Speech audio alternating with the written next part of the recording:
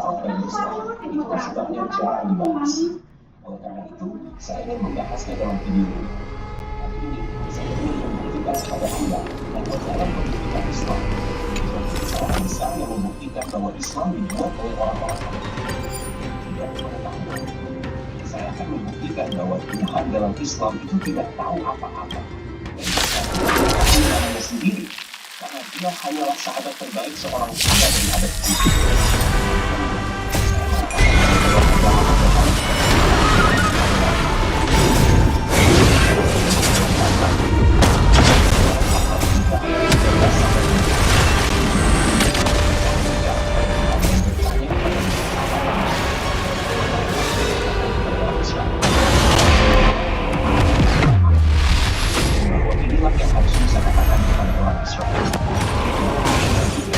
Bahwa dia adalah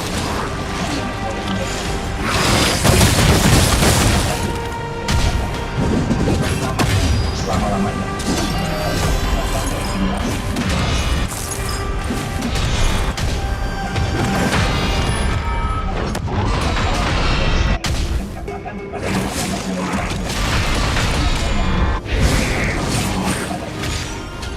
Sudah sangat jelas bahwa dia adalah nama Tuhan.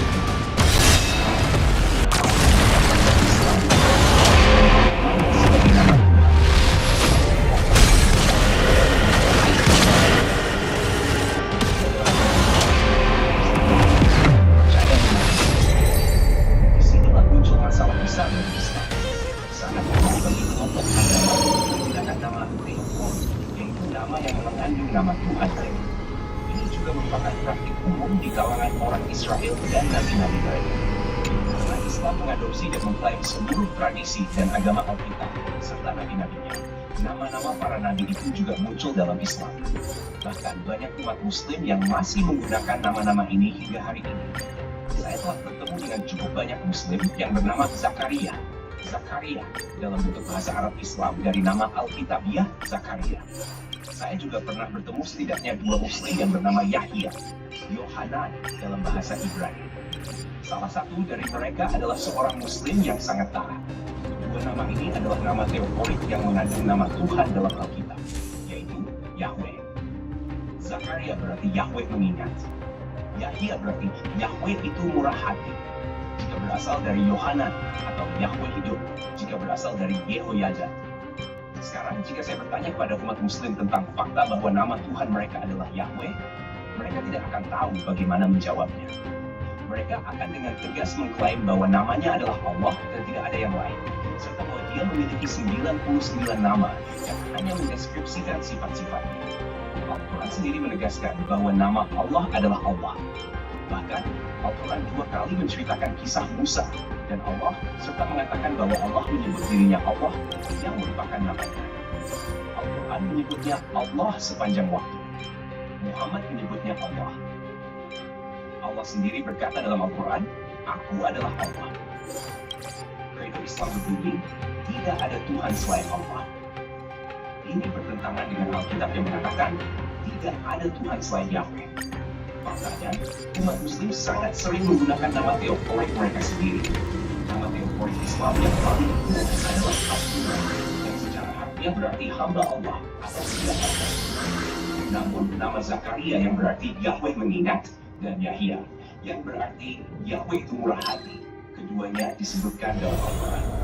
Al-Quran seharusnya merupakan namun jelas bahwa penulis Al-Quran sama sekali tidak tahu siapa.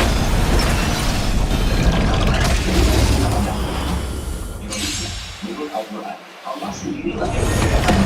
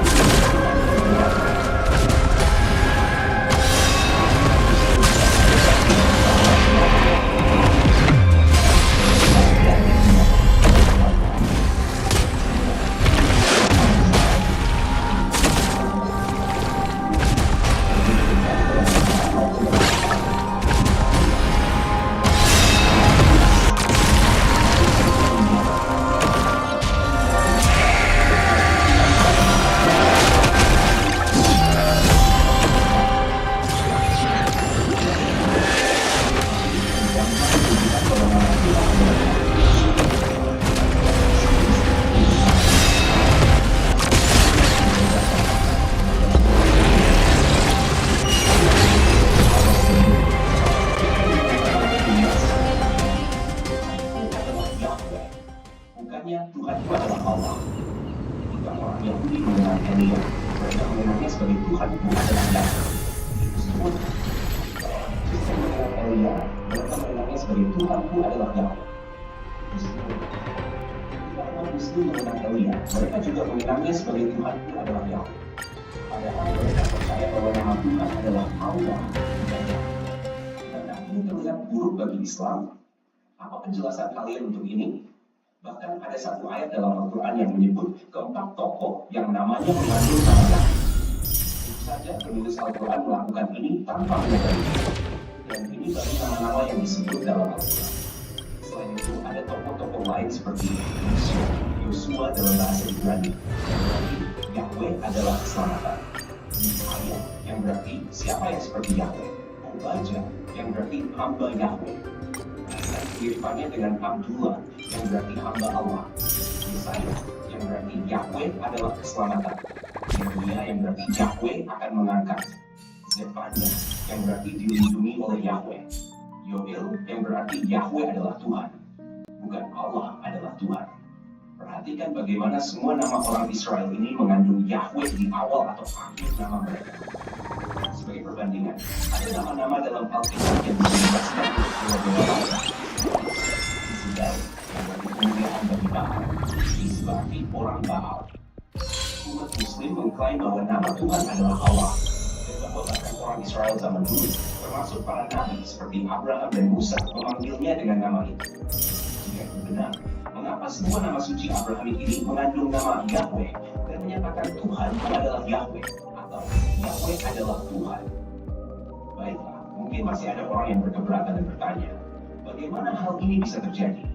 Bagaimana mungkin umat Muslim salah menyebut nama Tuhan? Bukankah itu kesalahan besar? Jika kita kembali ke Keluaran pasal 3 ayat 15 yang disebutkan di awal video ini, ada satu kata dalam ayat itu yang mungkin terdengar sangat familiar bagi umat Muslim dan cukup mirip dengan Allah. Kata itu adalah Elohim, yang berarti Tuhan. Kata ini secara harfiah berarti Tuhan, dalam arti sebagai gelar, bukan nama.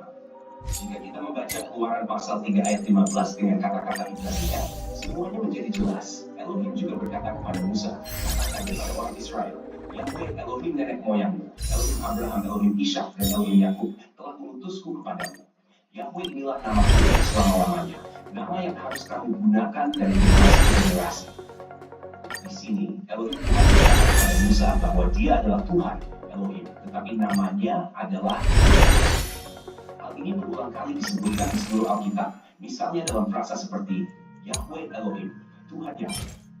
Yahweh adalah Tuhan kita. Kata Allah sendiri sebenarnya adalah kata Semitik yang berarti Tuhan yang satu. Dalam bahasa Kanaan disebut El atau Elyon. Dalam bahasa Arab disebut Allah atau Allah. Dalam bahasa Ibrani disebut Eloah atau Elohim. Dalam bahasa Arab disebut El-Ilah, Allah atau Al-Ilah. Kata ini hanya menggambarkan posisi kekuasaan atau status sebagai Tuhan, bukan nama pribadi Tuhan. Kata ini bahkan digunakan oleh para penyembah Baal untuk menyebut dewa mereka sendiri. Bahkan dalam Alkitab,